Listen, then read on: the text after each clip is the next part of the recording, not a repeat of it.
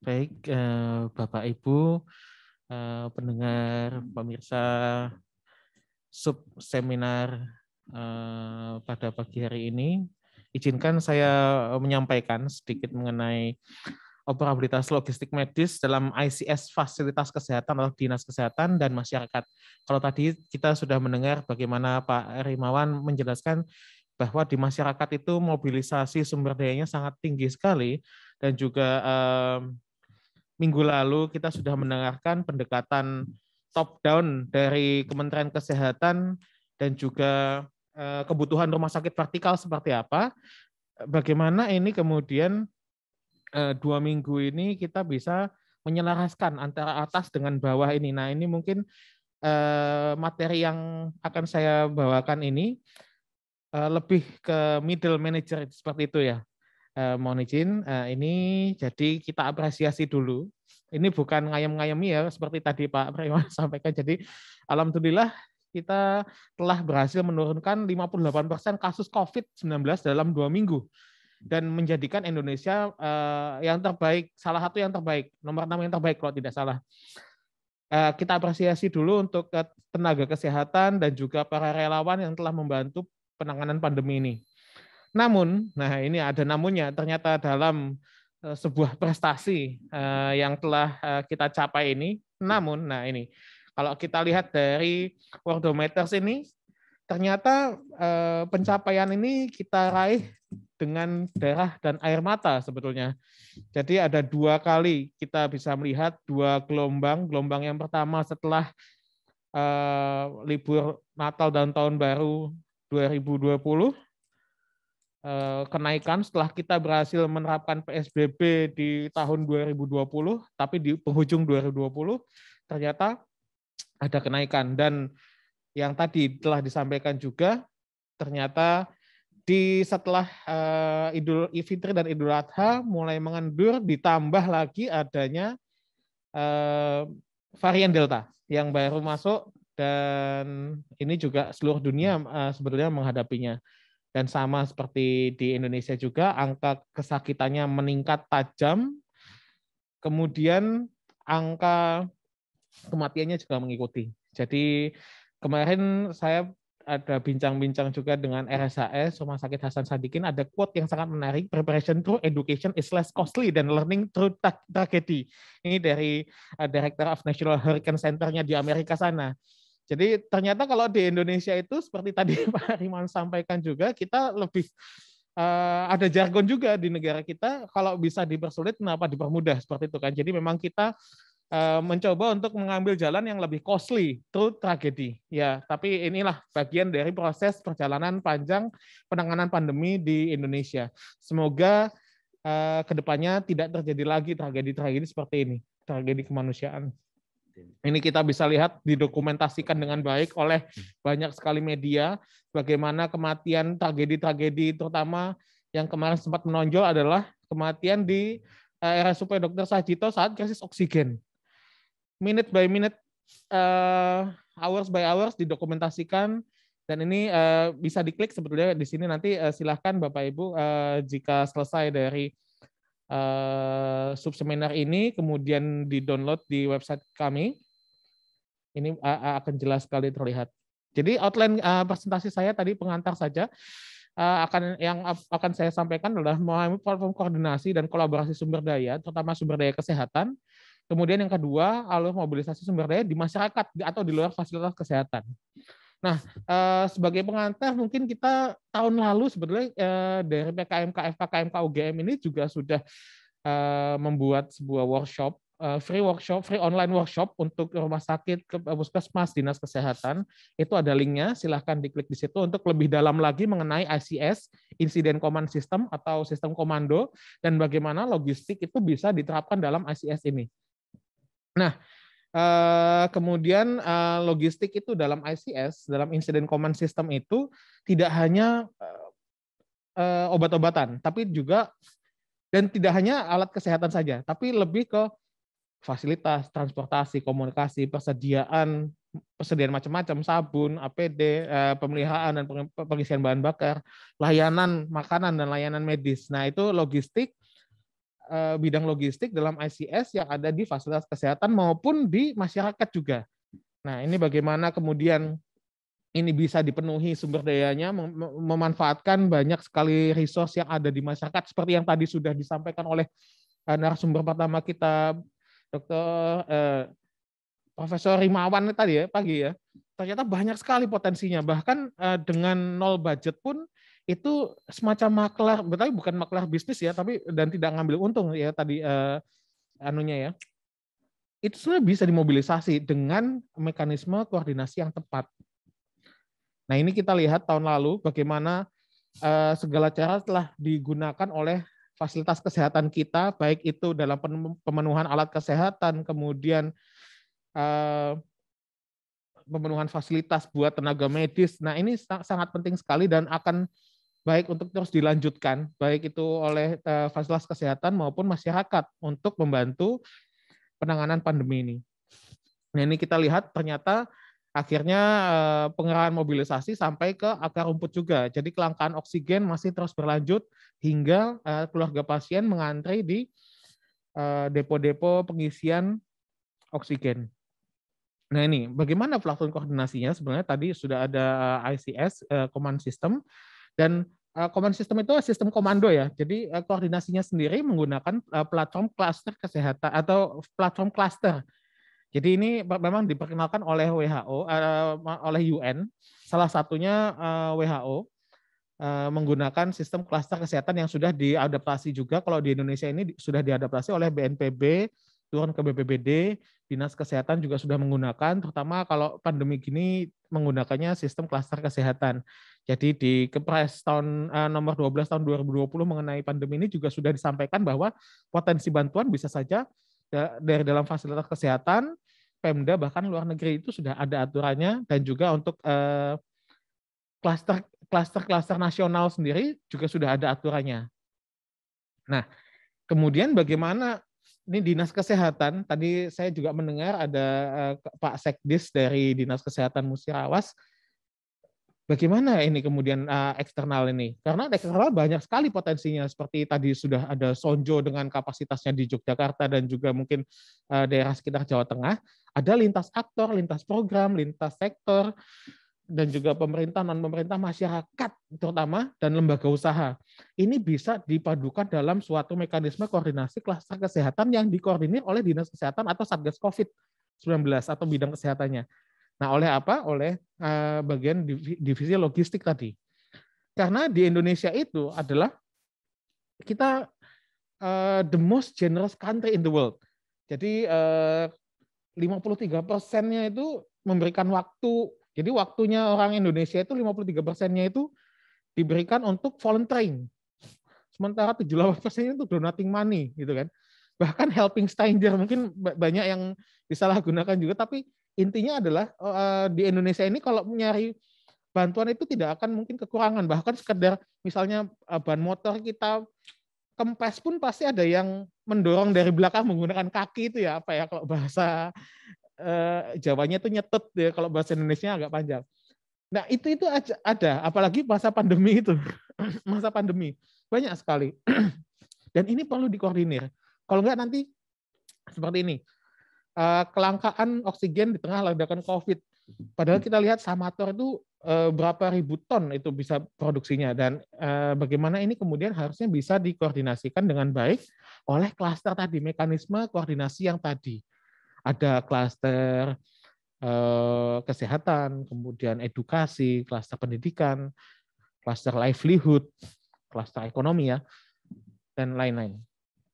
Nah, ini di sini kita bisa lihat di dalam fasilitas kesehatan itu ada yang namanya struktur komandonya sendiri. Nah, ini harus ada kolaborasinya dengan Dinas Kesehatan, Satgas COVID, dan juga relawan. Ini sangat penting sekali kita advokasikan. Sebenarnya dari PKMKF, PKMK UGM ini, kita berkali-kali berbusa-busa juga sudah mencoba untuk mengadvokasikan ini. Tapi memang kemudian ada stakeholder, ada memiliki kebijakan-kebijakan yang berbeda.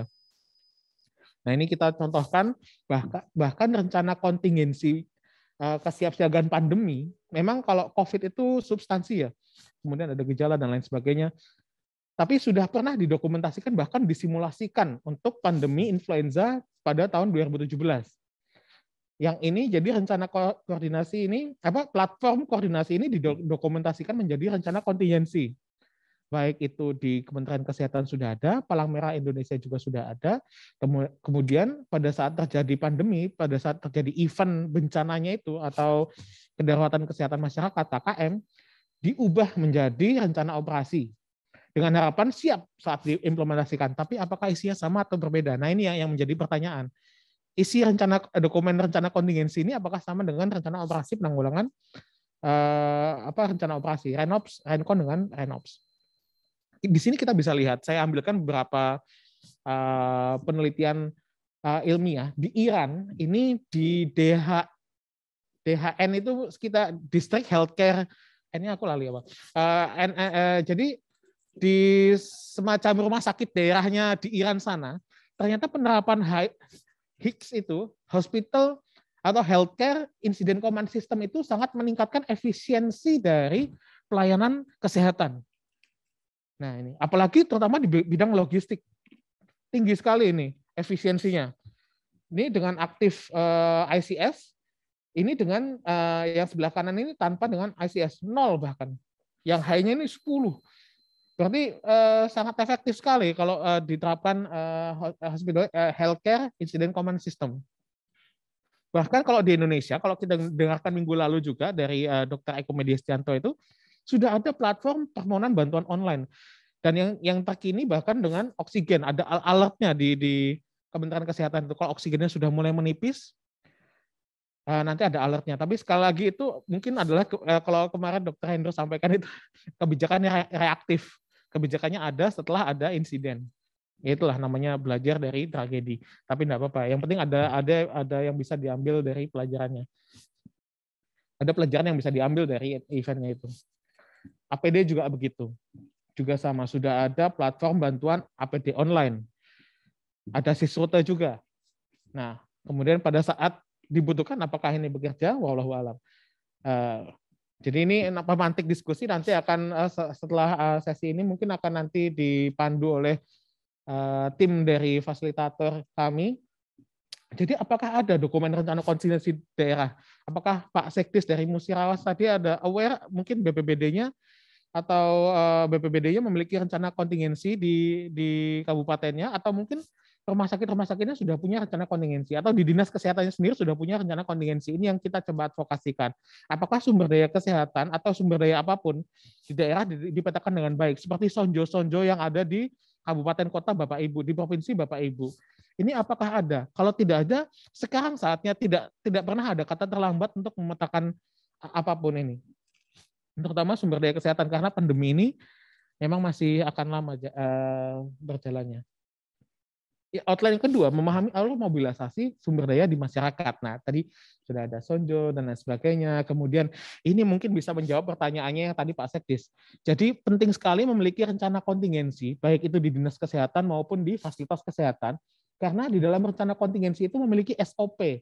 Jadi pada saat faktor eksternal tadi memberikan bantuan, kalau yang tadi Pak Riman bilang mungkin sedikit di markup, tapi atau sebaiknya jangan, dan di dalam SOP-nya milik dinas kesehatan maupun fasilitas kesehatan itu sudah dijelaskan bagaimana cara menerimanya, mencatatnya bagaimana. Ada yang namanya berita acara serah terima atau BAST. Nah, dengan memiliki rencana kontingensi atau rencana Dinkes disaster plan, hospital disaster plan, puskesmas disaster plan, maka Bapak Ibu tidak usah takut. Jadi pada saat menerima barang bantuan itu sudah ada dokumen pedomannya. Ini loh, kalau kita pada ada bencana, kejadian bencana atau bencana alam maupun non alam seperti pandemi ini, jika kita nerima itu akan masuk dalam aset dan harus dicatat. Catatnya apa? Untuk menjamin kualitas dan kuantitasnya. Kualitasnya seperti apa? Silahkan dikonsultasikan ke bagian PPI kalau itu di rumah sakit. Nah, kalau mungkin di puskesmas maupun di dinas kesehatan, misalnya ada bagian pemegang program kesehatan. Oh, APD, silakan diskusi ke bagian penyakit menular. Apakah ini APD-nya sesuai dengan spesifikasi yang dibutuhkan atau tidak. Nah, ini ada alurnya seperti itu di sini. Nah, dengan pendokumentasian ini, insya Allah pada saat ada pemeriksaan baik dari KPK, BPK, dan lain sebagainya, pemerintah aset daerah, itu bisa dipertanggungjawabkan. Pertama, dokumen cantolannya ada. Yang kedua, pencatatannya sudah di SOP-kan. Jadi dengan baik, ini bisa dapat dipertanggungjawabkan. Karena tadi konsepnya adalah, prinsipnya adalah integritas dan transparansi. Sejauh kita bisa mendukung dari sistem ini, integritas dan transparansi ini, insya Allah pasti akan aman-aman saja. Dan yang penting adalah didokumentasikan itu tadi. Nah ini, jadi memang di dalam kita selalu mengadvokasikan dalam fasilitas kesehatan di rumah sakit, puskesmas, selalu dibentuk struktur ini, struktur komando ini, ICS tadi itu. Jadi alurnya sangat jelas dan juga bagaimana mekanisme supply chain-nya itu terdokumentasikan dengan baik. Ini salah satu contoh, misalnya mekanisme lain di luar fasilitas kesehatan untuk pengadaan distribusi sumber daya di DIY. Jadi dari Kementerian Kesehatan ke Dinas Kesehatan DIY, kemudian ke Dinas Kesehatan Kabupaten Kota, dan ada 27 rumah sakit rujukan COVID.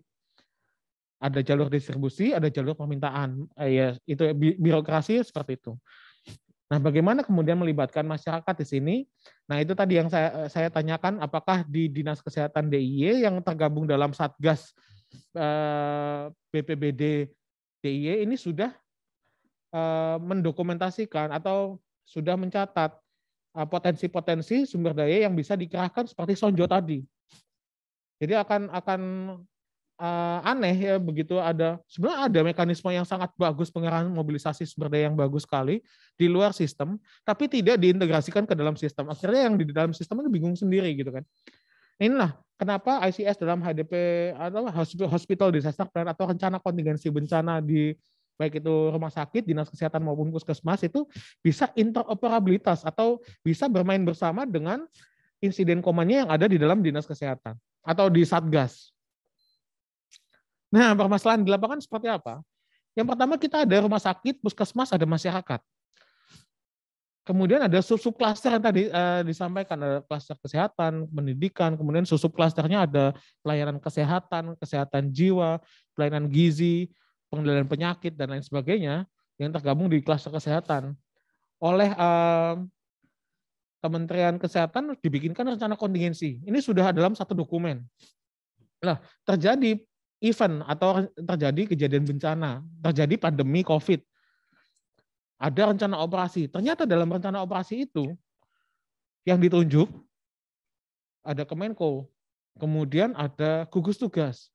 Intinya adalah ada perbedaan terminologi dari yang direncanakan dengan yang diimplementasikan. Terjadi kebingungan di sini antara kita sudah nyusunnya di Renkon seperti ini, kemudian turunnya kok berbeda. Nah ini kita harus menyambungkan antara pendekatan top down ini dengan bottom up. Bagaimana ini bisa nyambung, bisa berbicara dengan satu frekuensi di tengah-tengah. Karena yang gampang adalah di middle manager sekarang.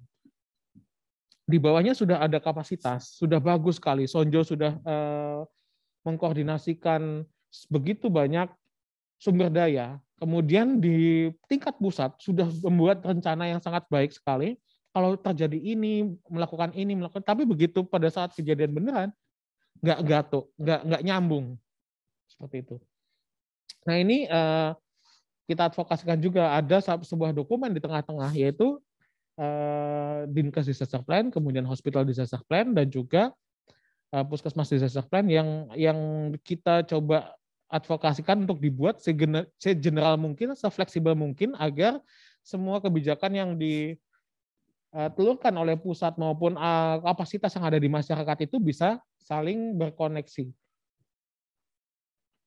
Nah ini kembali lagi memang ke dalam leadership. Bagaimana kemudian leadershipnya itu tadi kalau sudah disampaikan integritas dan transparansi, ditambah lagi terbuka dan komunikatif.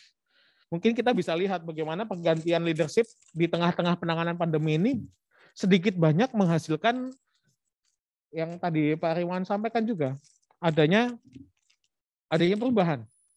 Dan juga kita harus tangguh, resilient. kalau saya mengikuti Sonjo Angkringan itu sering sekali disebutkan karena Sonjo itu melihatnya dari point of view perang. Nah, kalau perang itu di jenderalnya itu nggak boleh baperan. Jadi kalau jenderalnya udah baperan, wah itu strategi apapun yang sudah direncanakan bubar.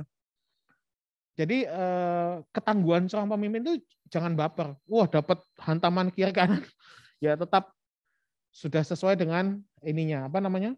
Sesuai dengan rencana yang sudah matang.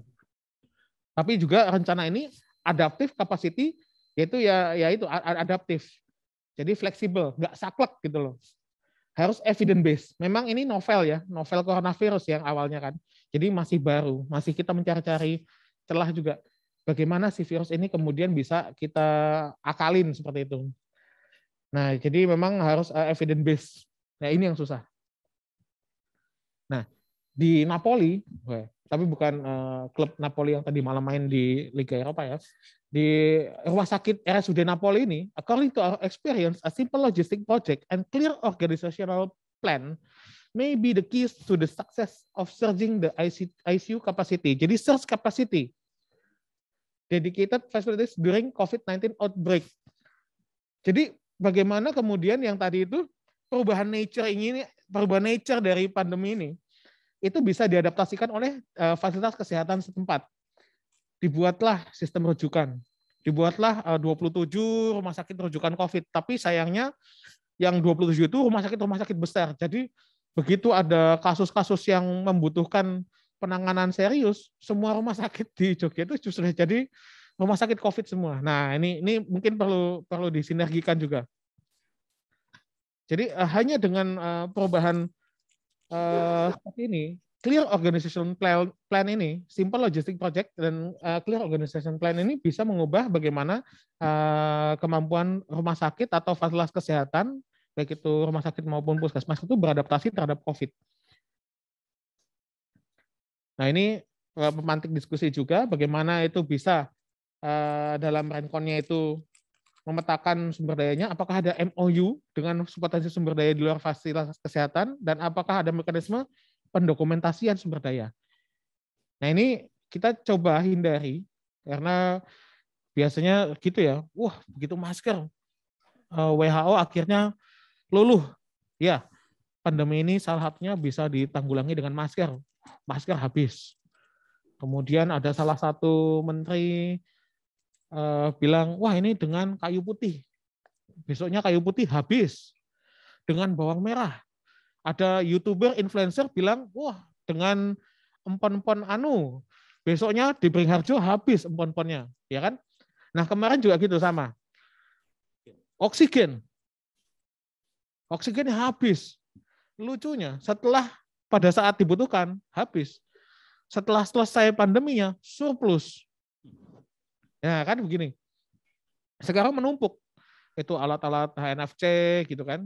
Kemudian oksigen konsentrator dan bahkan oksigennya sendiri banyak sekali donasi dibelikan berapa waktu itu ya Pak Tono ya 20 ribu liter untuk sebuah rumah sakit yang hanya kapasitasnya 8.000 liter. Padahal oksigen medis itu kan tidak sembarangan menampungnya. Nah ini perlu dipikirkan juga. Jadi selalu dikoordinasikan dengan fasilitas kesehatan atau satgas terkait bantuan logistik medis. Apalagi untuk barang-barang yang cepat habis pakai, seperti oksigen medis tadi, nggak bisa ditabung, kemudian diisikan ke tabung-tabung yang sembarangan. Tabung melon 3 kilo gitu nggak bisa diisikan oksigen. Ya mungkin bisa, tapi mekanisme berbeda lah. Nah seperti ini. Kita lihat ini tahun 2018. Sayangnya orang Indonesia bahkan mungkin orang di dunia pun tidak ada yang hidup di zaman itu dan di zaman sekarang. Jadi tapi sudah ada dokumentasinya.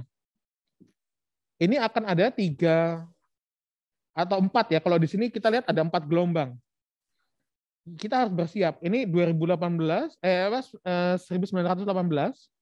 kemudian 1919. Dan akan berakhir di 1920 dengan gelombang yang lebih tinggi lagi. Kita harapkan dengan kemajuan teknologi, ini tidak terjadi. Nah, di gelombang pertama terjadi kelangkaan masker dan APD. di gelombang kedua terjadi kelangkaan oksigen. Nah, amit-amit ya, insya Allah semoga tidak setinggi pandemi yang tahun 1920 ya, karena kita sudah lebih maju lagi. Sesuatu yang kita tidak duga sebelumnya. Jadi kita harapkan dengan adanya forum diskusi logistik medis ini, kita tidak menyarankan, wah harus punya perencanaan akan logistik medis. Logistik medis sudah ada di gelombang kedua. Kira-kira apa yang belum ada ini? Yang mungkin akan terjadi kelangkaannya di gelombang selanjutnya. Tapi ya kita doakan dan kita berusaha sebaik mungkin untuk tidak terjadi gelombang ketiga. Paling bagus untuk penanggulangan yang paling bagus adalah mencegah terjadi gelombang ketiga. Itu sudah seideal mungkin. Tapi jika memang itu terjadi, apa yang akan kita rencanakan? Ini mbaknya ini tetap jangan lengah, jangan takabur, selalu waspada, patuhi 3M dan segera vaksinasi nih. Karena lengah sedikit, gerak sedikit, walaupun itu sudah mau mendekati garis finish, saya ditembak juga sama mbaknya ini. Ini dari drama Korea yang terkenal akhir-akhir ini ya, Squid Game. Nah, ini sama. Kita juga sedang main. Kita semuanya ini sekian miliar manusia di dunia ini sedang main permainan ini. Lengah sedikit kena COVID. Tapi alhamdulillah, semoga kita bisa belajar dari pemain-pemain sebelumnya. Dan juga kita mengambil hikmahnya. Seperti itu, terima kasih atas waktu dan kesempatan yang telah diberikan kepada saya. Saya kembalikan lagi ke Pak Moderator, Pak Tono. Semoga ini bisa memberikan manfaat buat Bapak Ibu yang mendengarkan sekalian. Assalamualaikum warahmatullahi wabarakatuh.